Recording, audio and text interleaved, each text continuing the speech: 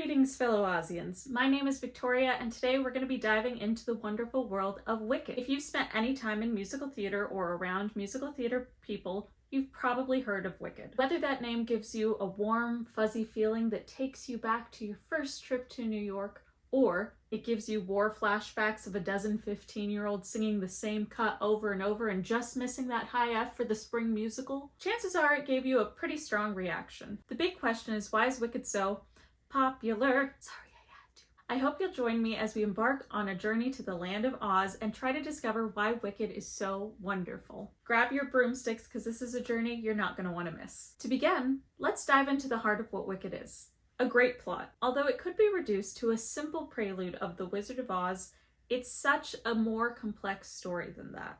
It's a profound exploration of friendship, love, and the timeless quest for acceptance.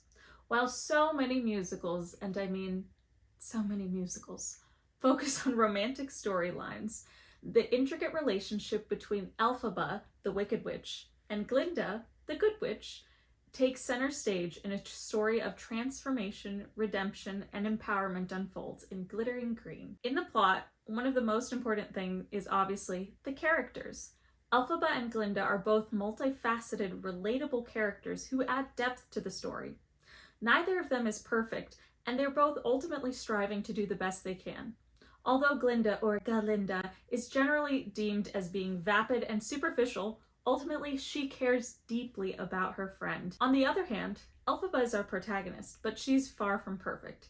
She struggles with insecurity, and often judges a book by its blonde cover. While some stories showcase heroes that can be very one-dimensional and perfect, we see Elphaba's imperfections and we're rooting for her to overcome both her adversities on the outside and her own internal struggles. Wicked encompasses so many universal themes of discrimination, friendship, and self-acceptance. We see Elphaba face such intense discrimination that she daydreams and wishes that the wizard would change her skin tone. We also see that animals have begun to experience discrimination, and of course, Elphie is quick to jump to their defenses. Although they butt heads in the beginning, one of the most prevalent themes of Wicked is an unlikely friendship.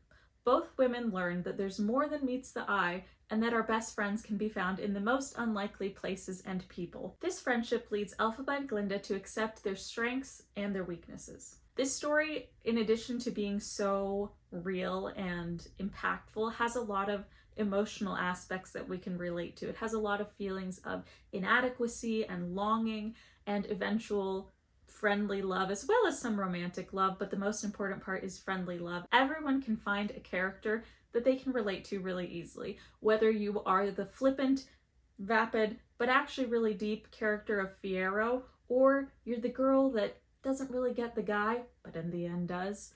You can find someone to relate to. Now let's talk about the real star of the show, and my favorite part, the musical magic of Wicked. Stephen Schwartz's composition is nothing short of a masterpiece, weaving a narrative symphony that enchants the soul. From the soaring, defying gravity to the poignant for good, this soundtrack creates an emotional whirlwind that lingers in our hearts and keeps us singing long after the show.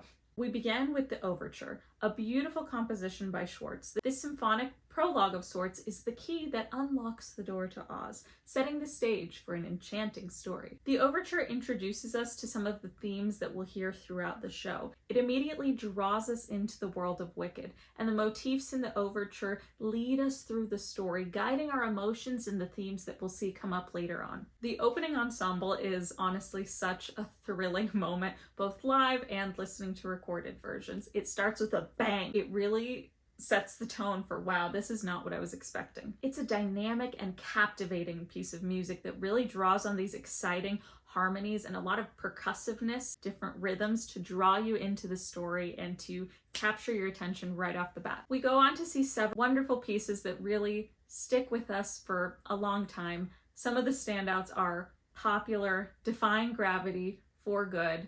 There are so many that we could name and talk about, but we'll just touch on a few of them. We already talked about the overture and the opening number. Now let's dive into a few of my personal favorites. The first thing I'm going to talk about isn't even a piece, it's a character. Glinda, or Gatlinda with a Ga. In a world of so much belting, her soaring lyric lines are just such a stunning elegant portrayal. She does have, of course, her belty moments like Popular, but ultimately where she shines are these high soaring lovely notes and pieces. And now let's discuss the big green elephant in the room, Defying Gravity. Defying Gravity is arguably the climax of the show. It is the song that everyone thinks of when you think of Wicked. You think of Idina Menzel strutting her stuff up on that stage, hanging from the rafters and belting just as high. The intensity of the song really matches Elphaba's intensity of emotions at this moment. There are very few moments in theater that can compete with that, in my opinion. Another standout from Wicked for me personally are the lovely duets that exist. As Long as You're Mine, What Is This Feeling, and of course, For Good. For Good is a touching duet, and it's a gem that really dives into the depth of this friendship that has been building throughout the musical. The way that the harmonies and melodies kind of play with each other throughout the piece is just really stunning and shows how these two characters have really come together for good. Okay, if you're a theater nerd, you probably knew all of this, but you might not know about the reception that Wicked got when it first came out. I was pretty shocked. Although this was a highly anticipated production, there was also a lot of criticism going on. When the first reviews started rolling in, there was a lot of skepticism. Critics compared it to The Wizard of Oz, but they also compared it to some other shows that were going on at the time. Some even described the music as completely forgettable, which is pretty funny considering we're celebrating the 20th anniversary and it's still going strong. A lot of people said that the tone felt uneven and that it was kind of splotchy throughout. And I do have to say, once that goat starts bleeding about something bad happening in Oz, I do check out a little bit. But overall, it's an incredible show. At the time, a lot of critics were not enjoying spectacles at the time, so the idea of a flying witch, a bubble descending, it all felt like a lot to them in a time where Cats and Phantom of the Opera were also existing. So what happened after these reviews started rolling in? Well, I think you can guess. Audiences loved it. Loved it. Where critics found every opportunity to rip apart this musical, audiences found every opportunity to lift it up and enjoy it, and it has become such a cultural phenomenon. It has gotten to the point where you cannot say musical theater or Broadway without saying Wicked. It has become more than just a musical, it's become a movement. There are touring productions, diverse international casts, and a dedicated global fan base. Both young people and older generations fell in love with this story and continue to love it and share it with others. Family and friends have found connection with each other through connecting with these themes, and it's really created this sort of effervescent community that comes alongside it. It's a story that promotes empowerment, self-acceptance, and friendship, which are themes that we can all still use a whole lot more of. So what has kept Wicked on stages across the world?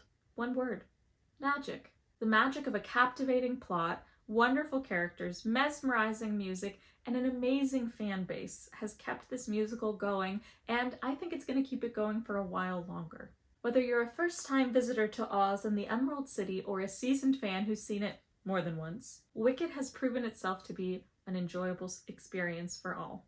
Thank you so much for joining me on this exciting journey through the world of Wicked. If you enjoyed this, please don't forget to like, subscribe, and come back for more. Bye-bye!